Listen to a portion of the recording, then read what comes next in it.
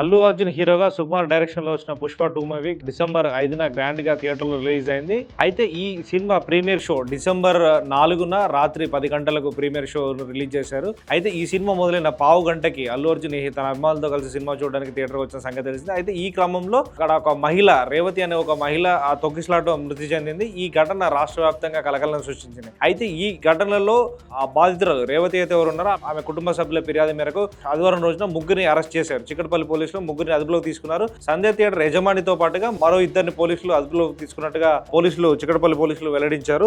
వారిపై వివిధ సెక్షన్ల కింద కేసు నమోదు చేసిన పోలీసులు వాళ్ళని రిమాండ్ కు తరలించారు. ఈ ఘటనలో ఆ మహిళ మృతి చెందగా ఆమె కుమారుడైనటువంటి బాలుడు ప్రస్తుతం ఆసుపత్రిలో చికిత్స పొందుతున్నారు. అయితే ఈ ఘటన రాష్ట్ర వ్యాప్తంగా కలకలం సృష్టించింది. దీనిపై అల్లు అర్జున్ తో పాటుగా సుకుమార్ అండ్ పుష్ప టీం దిగ్భ్రాంతి వ్యక్తం చేశారు. అల్లు అర్జున్ 25 లక్షల ఆర్థిక సాయాన్ని కూడా ప్రకటించారు.